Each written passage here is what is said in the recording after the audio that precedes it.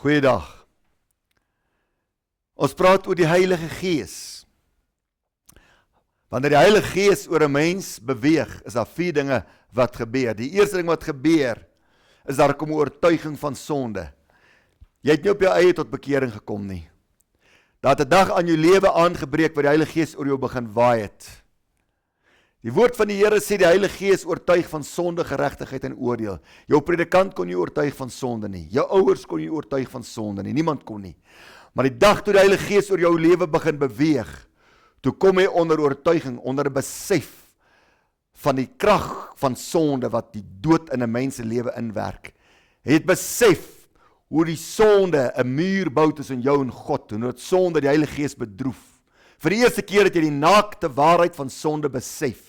Jy het onder oortuiging gekom, en jy wil net ontslaa raak van daardie sonde. Dit het jou gelei na 'n pad van bekering. So het jy tot bekering gekom.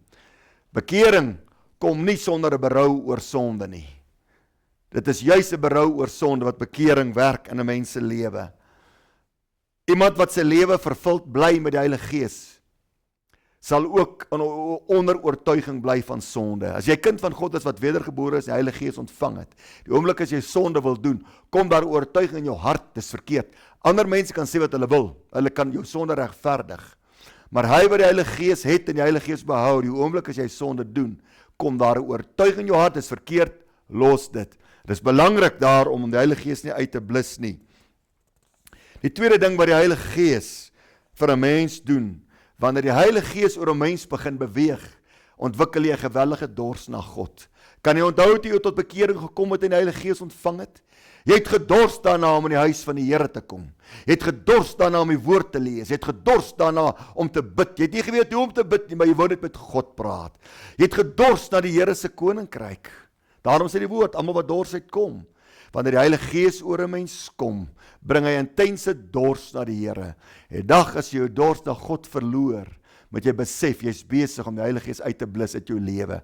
Solank jy die Heilige Gees behou in jou hart, sal daar altyd 'n konstante dors wees na God. Daar sal altyd 'n dors wees na gehoorsaamheid, 'n dors na geregtigheid. Daar sal altyd 'n dors wees na diensbaarheid. Daar sal altyd 'n dors wees na God die Vader, die Seun en die Heilige Gees. Dors jy nog na die Here? As jy nie meer dors na die Here nie, sê Here, ek het 'n aanraking nodig van die Heilige Gees. Want ek het geleer, Here, wanneer die Heilige Gees oor 'n mens kom, wanneer hy oor 'n mens beweeg, kom daar 'n dors. Gaan kyk maar in Handelinge. Nadat die Heilige Gees uitgestort was op Pinksterdag, was daar 'n dors in die mense se harte. Die Bybel sê, hulle dag vir dag volhard in die tempel. Dag vir dag die skrifte ondersoek. Jy lees van gebed, gereeld gebed, die gemeente het gebid, mense het gebid. As 'n mens ervaar dat die Heilige Gees beweeg oor jou, het jy 'n dors na die Here. Vra die Here dat sy Gees weer oor jou beweeg, dat jy 'n nuwe dors na hom sal kry. Die derde ding wat gebeur met 'n mens, as die Heilige Gees oor 'n mens beweeg, jy kry 'n begeerte om te bid. Ek het nou so ietsie daarvan genoem. Jy kry 'n begeerte om te bid. Jy wil aanhou bid. Jy wil jou liefde vir die Here verklaar. Jy wil vir hom sing, al kan jy nie 'n noot hou nie. Jy wil vir hom sing. Jy wil hom loof en prys. Handelinge 2 vers 47 praat daarvan hoe hulle volhard het in die tempel en God geprys het. Prys jy nog die Here wanneer jy vir hom sing? Of dink jy aan ander dinge in die kerk, wanneer daar gesing word? Is die dromme vir jou te hard? Of is daar 'n gebrek aan ritme en dromme en gitaarspel? Is jy so afhanklik van 'n orkes, dat jy die Here nie kan prys sonder 'n gitaar en 'n drom nie? Jy weet wat? Dis nie die ritme van die trom wat punte tel nie, dis die ritme van die hart. Die hart wat brand van liefde vir die Here. Dis die hart se ritme hier, die doef in die hart van waar ons die Here moet dien. Jy moenie afhanklik wees van 'n orkes en 'n voorsangspan om te kan sê, hey, maar ons nou lekker gesing vanmôre. Jy kan lekker sing sonder om by God uit te kom. God kyk na die hart wat hier binnekant aan die gang is. Ek ry partykeer verby hierdie groepies wat sit onder bome in die veld. En ek het gesien hoe hulle staan met hulle hande in die lug, sonder 'n gitaar of 'n drom naby, maar van harte die Here loof en prys. Dis die melodie in die hart wat saak maak, nie die melodie op 'n kerk se verhoog nie, die melodie in die hart. Wat gebeur hier binnekant? Wanneer die Heilige Gees oor 'n mens kom, het jy hierdie begeerte om hom te prys van harte, om hom te loof van harte, of daar nou orkes is, al dan nou nie. Kerke het afhanklik geraak van musiekspanne. Die Heilige Gees moet jou simfonie wees. Hy moet jou orkesleier wees. As hy binnekant werk, en hy is die orkesleier en die sangleier, sal jy die mooiste simfonie vir die Here maak. Dan sal jy 'n lofoffer bring wat gelaai is met krag. Soos Dawid wanneer hy op die harp gespeel het, op die lier gespeel het, dat die demoon weggevlug van Saul af. Dit is die tipe lofprysing waarna krag is. Die lofprysing wat uit die hart uitkom. Maar dit is die Heilige Gees wat teenwoordig in jou hart. Die werking van die Heilige Gees wat jou daai begeerte gee om die Here van harte te loof en te prys en te aanbid. In die vierde plek, wat gebeur met 'n mens wanneer die Heilige Gees oor 'n mens begin beweeg? Die Here Jesus het gesê, Johannes 7 vers 38 en 39, strome van lewende water sal uit julle uitborrel. Hy het gepraat van die Heilige Gees. Onthou jy toe jy tot bekering gekom het en die Heilige Gees ontvang het? Wat het met jou gebeur? Jy het geborrel. Jy het geborrel vir die Here. Jy het geborrel van die Here. Jy wil vir almal vertel van die Here, by jou werk, by jou familie. Almal het geweet, jy het tot bekering gekom, jy kon nie op 'n praat nie, want jy het geborrel, het jou uitgevloei.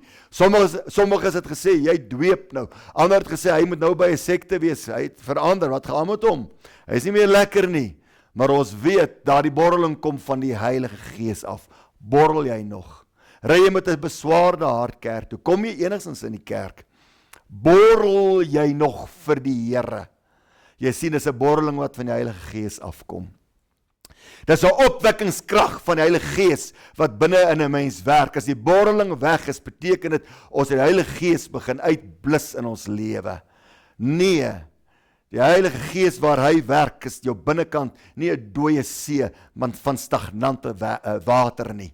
Nee, waar die Heilige Gees werk, waar hy binne 'n mens werk, is dit 'n stroom, 'n waterval, 'n stroom van lewende water wat uit jou binneste vloei.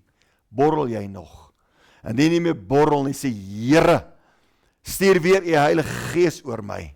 Laat die Heilige Gees weer begin werk in my. En ek wil vir jou sê, as jy toewy, jou gereelde Bybelstudie, jou bid, werklik bid, die Here se aangesig soek, werklik weer jou lewe oopstel, ernstige toewyding aan die dag lê, sal jy weer begin borrel. Hierdie 4 dinge gebeur met 'n mens wanneer die Heilige Gees oor 'n mens en binne 'n mens beweeg. Kom ons bid. Hemelse Vader, ons het 'n beweging van die Heilige Gees nodig in ons persoonlike lewens. Ons het 'n beweging van die Heilige Gees nodig in ons kerke, Here. Ons het 'n beweging van die Heilige Gees nodig in Suid-Afrika. Ons kom pleit U vanmôre, Here, dat die Heilige Gees weer sal beweeg, Here. Want wanneer die Heilige Gees in ons harte beweeg, kry dit ons aan die beweeg, dat ons effektiewe Christene kan wees. Vergewe ons as ons die Heilige Gees bedroef het. Vergewe ons as die Heilige Gees uitgeblus het. Ek bid, Here, roer predikers se harte ook, dat almal opnuut die Heilige Gees verwelkom in hulle kerke, Here. Dat ons nie soeker-sensitiewe kerke sal wees nie, dat ons Heilige Gees sensitiewe kerke sal wees. Dat ons nie sal jaag daarna om mense te streel in die gehoor nie, want ons sal jaag daarna om ruimte te bied vir die Heilige Gees, aktiewe betrokkenheid in werkinge in ons kerke en in predikers se lewe. In Jesus naam bid ek dit en ek sê dankie, Here. Amen. God seën u. Totsiens.